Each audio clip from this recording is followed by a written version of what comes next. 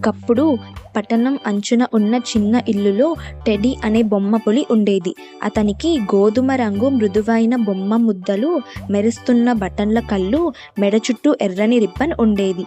Teddy మియా అనే చిన్న పాపది. ఆమె అతన్ని బాగా ప్రేమించేది. టెడ్డీని ఎప్పుడూ తనతో పాటు తీసుకెళ్లేది. పిక్నిక్లకు, నిద్ర కథల కోసం, ఇతర బొమ్మలతో టీ పార్టీలు ఆడేటప్పుడు కూడా. ఒక రాత్రి మియా గాఢ నిద్రలో ఉన్నప్పుడు కిటికీ నుంచి చల్లని గాలి వచ్చింది. ఆ గాలితో పాటు బలహీనమైన, దూరంగా వినిపిస్తున్న అరుపు వచ్చింది. టెడ్డీ తన బటన్ల కళ్ళను మెరిపించి జాగ్రత్తగా వినిపించే ప్రయత్నం చేశాడు. ఆ శబ్దం అటిక్ నుంచి వస్తోంది. టెడ్డీకి తెలియంది కానీ తన కర్తవ్యంగా భావించి దానిని పరిశీలించాలనిపించుకుంది. నిశ్శబ్దంగా బెడ్ నుంచి దిగిపోయిన టెడ్డీ కాళ్లపై మెత్తగా నడుచుకుంటూ తలుపు వైపు వెళ్ళాడు. గది చీకటిగా, భయంకరంగా అనిపించినా టెడ్డీకి ధైర్యం ఎక్కువ.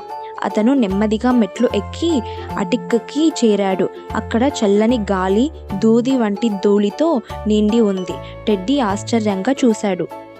అక్కడ పాత సుడిగూడులో చిక్కుకుని పీప్ అనే చిన్న బొమ్మ ఎలుక సహాయం కోసం ఏడుస్తుంది. సహాయం, నేను ఇక్కడ చిక్కుకుపోయాను అని పీప్ భయంతో అరిచాడు. టెడ్డీ ధైర్యంగా ముందుకు వచ్చి ఆ సుడిగూడులోని జాగ్రత్తగా విడదీసి పీప్ను విడిపించాడు. ధన్యవాదాలు టెడ్డీ, నేను ఇక్కడ శాశ్వతంగా ఉండిపోతానని అనుకున్నాను అని పీప్ ఆనందంగా చెప్పాడు.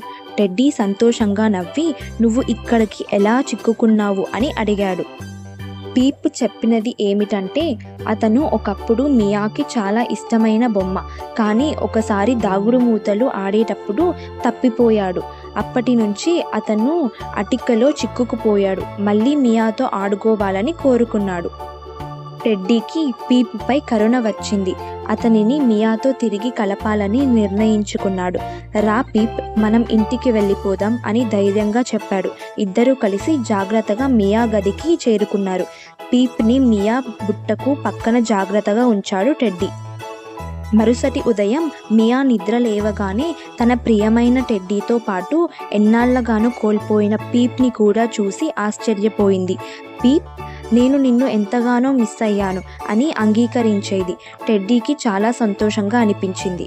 రోజు నుంచి టెడ్డీ, పీప్ ఇద్దరు విడిపోలేని స్నేహితులు అయ్యారు. మియాకి ఆడుతూ, నవ్వులు పంచుతూ అనేక సాహస కథలతో రోజులను గడిపారు. టెడ్డీ ఒక్క మాట కూడా మాట్లాడకపోయినా తన ప్రేమను, ధైర్యాన్ని మియా ఎప్పుడూ అనుభవించేది. ఆ చిన్న ఇంట్లో టెడ్డీ ధైర్యవంతుడు. తన సాహసాలను కొనసాగించాడు. ఎల్లప్పుడూ జాగ్రత్తగా, ప్రేమతో, అవసరమైనప్పుడు రక్షించడానికి సిద్ధంగా ఉండేవాడు. Like, share and subscribe.